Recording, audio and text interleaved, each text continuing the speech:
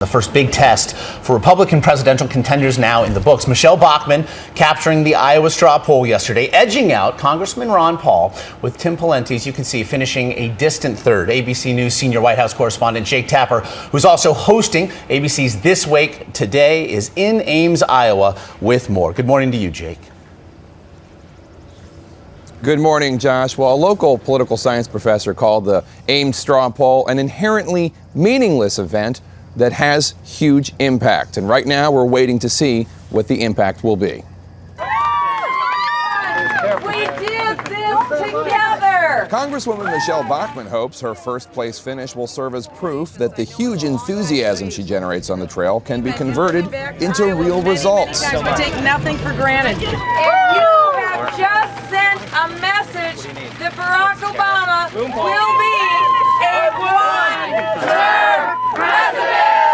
For second place finisher Congressman Ron Paul, who almost grabbed first himself, he hopes this shows that his strong libertarian views may finally have a strong organization to match.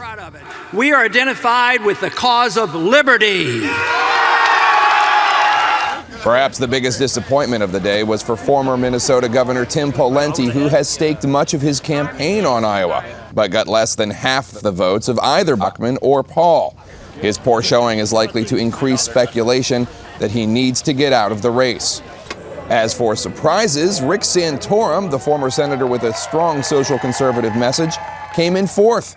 This despite having a shoestring budget. You know, I'm the little engine that could candidate. The Ames straw poll is as much a county fair as a candidate referendum, with each candidate using whatever means he or she can to get voters into the tent. For Bachmann, it was country superstar Randy Travis. How do I get out? Of course, you have to vote before you can see the show. And for Herman Cain, a bouncy castle. How many votes are you going to get because of the bouncy castle? I don't know. Cain and his bouncy castle got fifth place. Something of a surreal scene there, Jake, just to see. And of course, nothing officially won yesterday, but you mentioned there in your piece, something may have been lost. We saw Tim Pawlenty tell you yesterday that he hoped to finish in the top three. He did, if only just. So what now do you think for Tim Pawlenty? Well, he says that his campaign is going to press on. But there are a lot of questions right now because he's from a neighboring state. He's a two-term governor from Minnesota. He has a lot of organization here, and that's a third-place finish, but it's a pretty weak third-place finish. And so we'll have him on this week, and we'll ask him what a lot of, I think, donors and volunteers want to know. How do you go forward when your campaign seems to be going in the wrong direction? And Jake, again, Rick Perry, as a write-in candidate, actually did better than Mitt Romney, admittedly, who's not there in the state, not participating in the straw poll. But what does that showing for Rick Perry mean yesterday?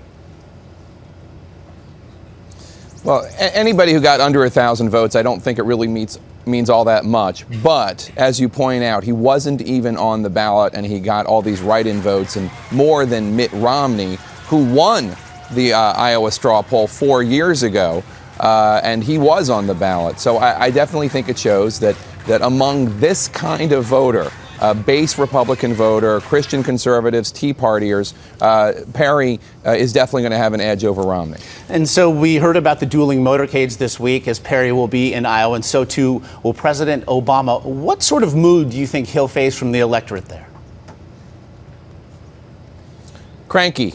Iowans are cranky by nature, and even though unemployment in this state is relatively low compared to the national average, this is a group of skeptical voters. They're spoiled in a sense because every 4 years they get to have candidates come and personally beg for their votes. So we'll see if President Obama gets the same kind of rousing reception that he got 4 years ago when he won the Iowa caucus. Surprisingly, I think it's likely that a lot of the liberals who supported him 4 years ago, who will ultimately vote for him, are probably right now feeling a little dispirited and a little disappointed. Something to keep our eye on. Jake Tapper there in Iowa.